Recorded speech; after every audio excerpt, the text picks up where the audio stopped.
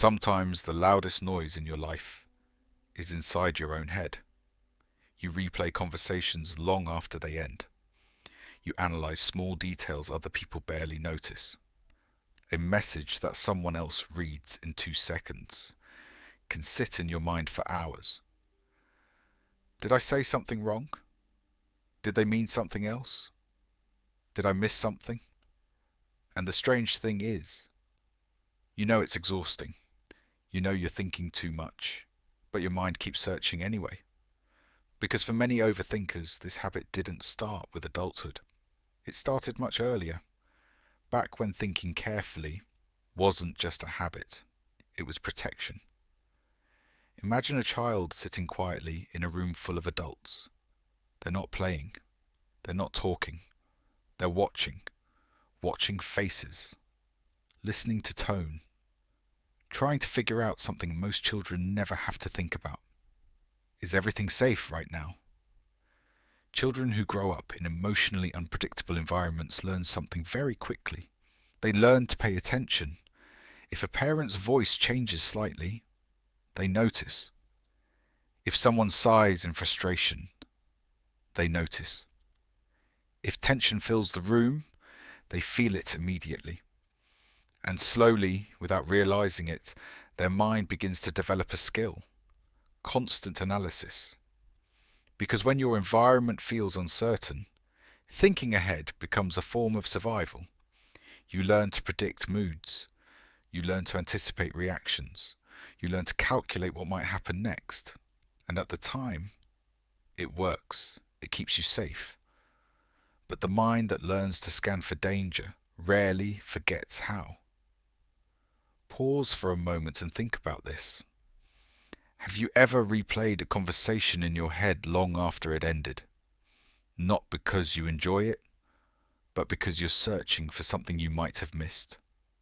A tone, a pause, a look. Overthinkers aren't simply people who think too much. Often they are people who learned early in life that small details matter. Because small details once determined whether things stayed calm or suddenly changed. So their mind became vigilant, hyper-aware, always scanning. Imagine that same child growing up.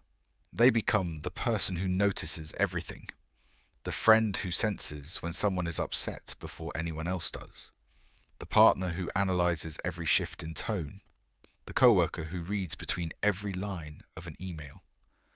From the outside, this can look like anxiety, but underneath it is something else. A mind that learned to survive through awareness. A mind that once had to read emotional signals carefully, just to feel safe. This is why many overthinkers feel emotionally exhausted. Their mind rarely rests. Even in calm situations, part of their brain is still asking quiet questions. Is everything really okay? Did something change? Should I prepare for something? And when you grow up this way, peace can feel unfamiliar, almost suspicious, because when calm moments were once followed by sudden tension, your brain learns to stay alert, just in case. Think about the last time you sent a message and didn't receive a reply right away. For many people, it's a small moment. They move on. But for an overthinker, the mind begins to search. Did I say something wrong? Are they upset with me? Did I misunderstand something? The mind builds possibilities, and once that process begins, it's hard to stop. Not because you want to worry, but because your brain learned long ago that thinking ahead might prevent pain. But here's the part most people don't talk about. Overthinking is rarely about the present moment. It's about the past, more specifically. It's about a time when your mind learned that paying attention could protect you. Maybe you grew up around unpredictable emotions. Maybe someone important in your life could suddenly become distant, angry, or cold. Maybe you learned that saying the wrong thing had consequences, or that silence was safer than speaking. Children in those environments often become experts at emotional analysis. They study people, they listen carefully, they calculate their responses. And while other children simply experience life, these children observe it carefully. Pause for a moment and ask yourself something. When someone's mood changes slightly, do you notice immediately? When someone says, "I'm fine," but something feels different, do you keep thinking about it? That sensitivity isn't random. It was learned. And for many people, it was learned during moments when emotional safety felt uncertain. But here's the quiet twist. The same mind that now feels exhausting was once incredibly intelligent. It protected you. It helped you navigate situations that were confusing or overwhelming. Your awareness helped you avoid conflict. It helped you understand people. It helped you adapt. In many ways, it was brilliant. But the environment that required that level of alertness is often no longer the environment you're in today. And that's where the struggle begins. Because your brain doesn't easily turn off survival patterns, even when life becomes calmer, even when people around you are safe. Part of your mind is still watching, still analysing, still preparing. Not because something is wrong with you, but because your mind learned its rules during a different chapter of your life. Many overthinkers carry a quiet fear they rarely say out loud. The fear of misunderstanding someone important, the fear of missing a signal, the fear of being blindsided emotionally. So the brain keeps working, trying to stay one step ahead, trying to decode everything, trying to make sense of every small detail.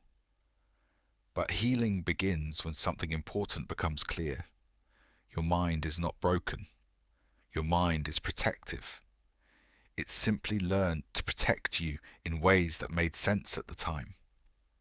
The real challenge is learning that not every moment requires that level of protection anymore.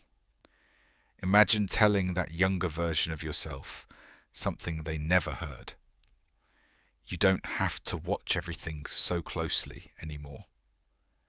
You don't have to analyze every word. You don't have to prepare for every possible reaction. Because the environment that created that vigilance is no longer controlling your life.